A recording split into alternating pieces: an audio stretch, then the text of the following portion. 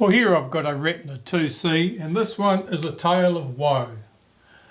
Unfortunately, it wasn't what someone thought they were buying. So I'll tell you the story. So I was contacted by a customer of mine who was interested in getting another camera serviced, or asking about the possibility of it. And he said, I've just bought a Retina IIc and I'm running my first film through it. It occurs to me to ask if you had a lens hood for sale that might fit, or any advice on fabricating a field expedient one. And he continues, the Retina IIc that I have was actually serviced by you about 2 years ago. I was told that it is an excellent order, and I'm sure it must be if your work is responsible. And then it all goes bad. Further to my email below, the IIc I was putting through its first roll has faltered, or I may have operated it wrong. It started by not cocking the shutter when winding on. I would wind on and the shutter wouldn't work. So I would wind on hoping it would cock the shutter. I thought this was my error. I might have been pushing the film release button by mistake when working the winding lever, and that might have something to do with it. But that didn't make sense either. Then it jammed with the wind lever sticking proud of the base of the camera, and it wouldn't wind on or fire the shutter.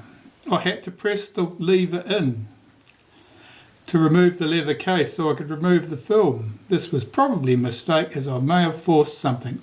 Now it's still jammed. I can't wind on or trip the shutter unless I wind the count window past one, and then I can wind it. It feels rough, but it won't fire.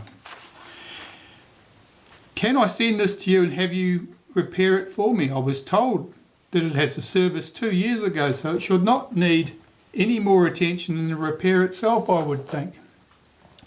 And so the camera was brought to me. I was very interested to see what it was, and I mean, I have serviced cameras for people locally, so it wasn't impossible that I'd service this one.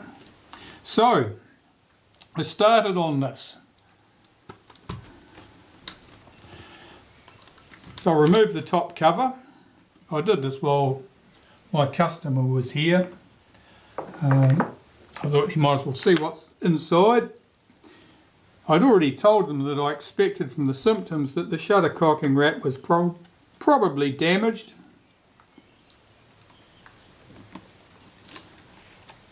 And so we lifted the top of the camera off, and the first thing I noticed was it's quite dirty inside. So it didn't look like I had serviced this in the last 2 years. In fact, it doesn't look like the camera's been serviced in the last 20 really. So lift that off. The cocking rack appears sound at the top. When you wind on, a lot of nasty crunching noises, no action from the shutter. And if I look down here, I'd see that the curved rack is round further than it should be, and what I suspect has happened is that the rack had actually stripped the teeth at the bottom. So investigating further, I decided, well, I don't believe that I've serviced this camera, and if I have, it certainly didn't get a full service. Perhaps it had something else done to it. So the story was a little bit odd. I turned the camera over, removed the leatherette patch, and as soon as I went to remove the leatherette patch, I noticed that it had the original adhesive there. The leatherette patch had never been off the camera before. So what that tells me is no one has ever had the bottom off this camera, so it's seen no serious service at all. So this one's a little bit unfortunate for the owner, because it needs everything. So it'll be a complete overhaul, and it'll need a new shutter cocking rack. And just to be sure it was nothing that I'd ever touched in recent times, I looked in the back, and of course it had no repair sticker, which didn't surprise me at all at that stage. So there you go. This one here was somebody bought it assuming that I had repaired it, and he, further checking it, he didn't state that he'd been told that it had been repaired by me. He'd been told that it had been serviced 2 years ago and assumed that it must have been by me because I'm the local bloke. But it wasn't to be. So here we go, a reasonably ugly looking 2C. At the moment it'll clean up reasonably well, I hope.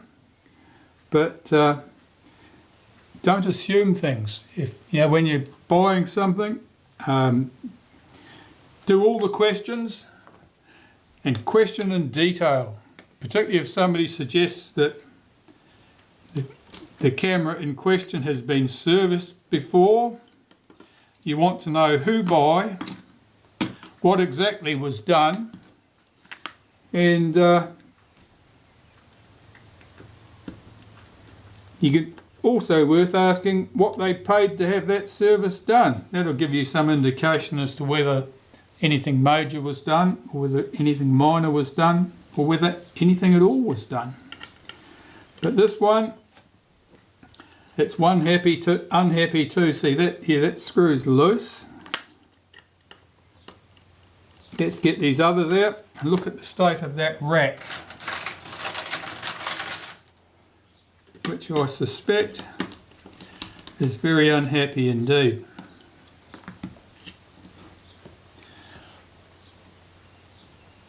And the teeth at the bottom of this rack are chewed right off.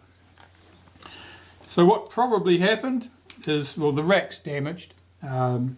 Most likely it skipped a tooth at the end of the travel, and of course that meant that the arm would have been sticking out a bit, and trying to push that back in place, all it's done is managed to ruin the tooth completely. So there we go. A very filthy looking camera, certainly not serviced by me 2 years ago, and very likely not serviced by anyone 2 years ago. I'll bring you back once it's ready to go again, I think, unless I find something interesting on the inside, and there's always that possibility.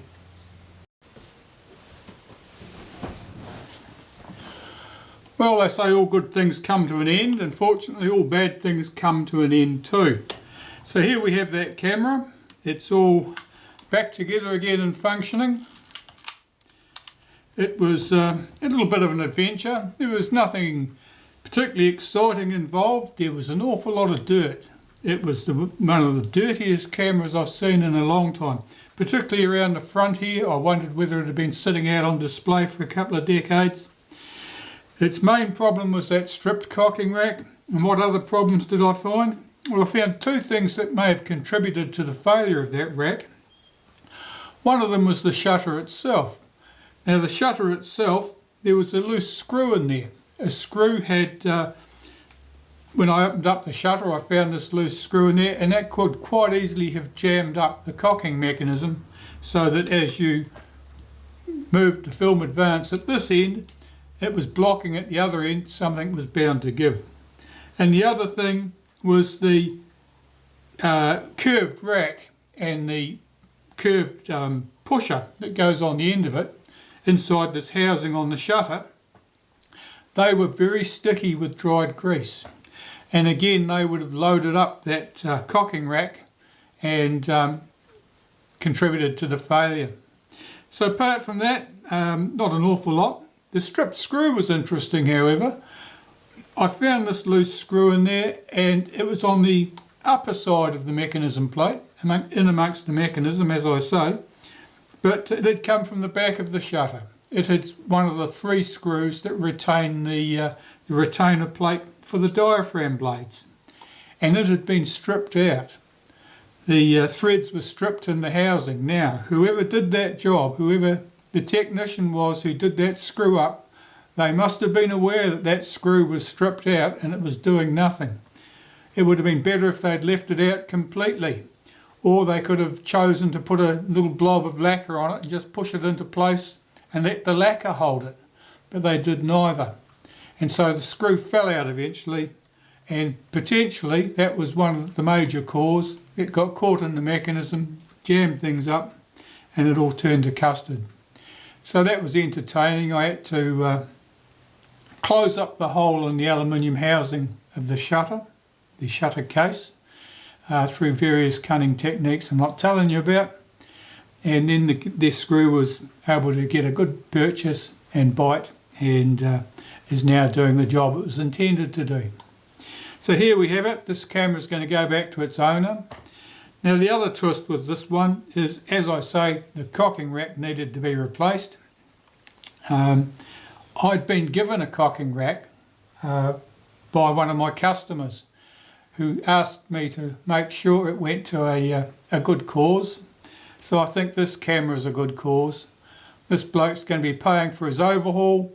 I'm not going to hit him up with a charge for the replaced cocking rack as well.